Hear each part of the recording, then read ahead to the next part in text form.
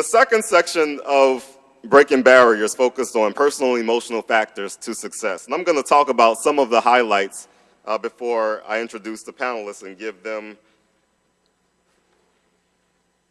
give them a chance to speak.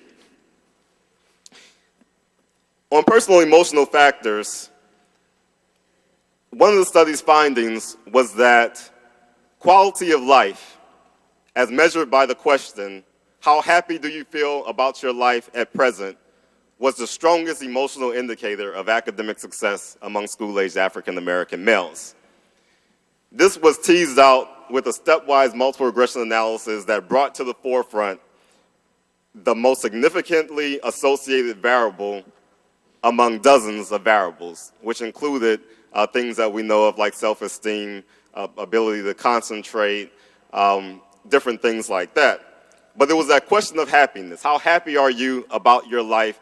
That was that G factor. That was that global factor for kids. How happy are you about your life at present? The second factor that came up, quite surprisingly to me, was a factor called tired in the morning, where we asked the question, how tired do you feel in the morning when you go to school? Those young black males who said that they feel very tired in the morning were the lower performers in school. Those who said that they felt rested in the morning, that they were not tired, they performed much better. Now, that actually, as a researcher, that finding kind of surprised me because I thought against all these other factors, how did that come up strongly? And I talked to a colleague and friend, and he talked about how he was doing a study on that very phenomena. He explained how sleep deprivation can bring about some of the same symptoms or some of the same behavioral qualities of ADHD. And he asked me to look at my own self when I go to conferences and I stay up too late the night before, chatting it up at the hotel bar and getting up in the next morning to go to a session. I may need more frequent breaks.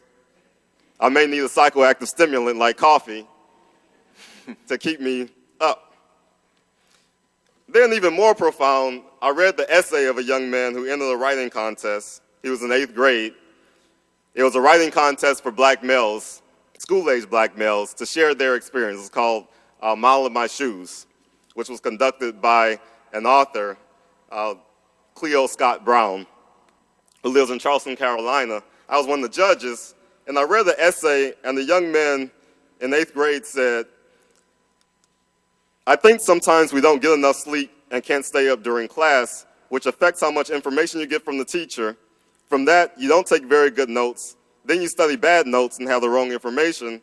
Now you have to take a test and get a bad grade, and that gives people further reason to believe that you are dumb and don't know anything. This is an 8th grader who said that.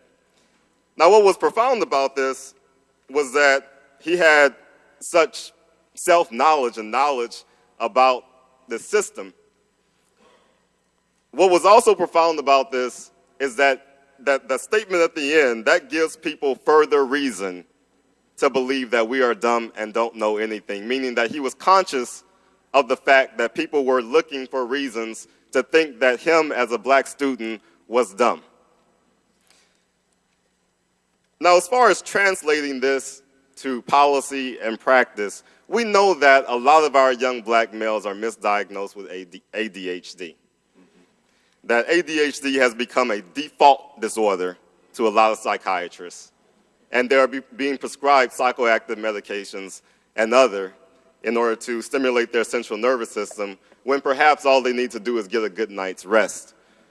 So we need to look at all of these issues.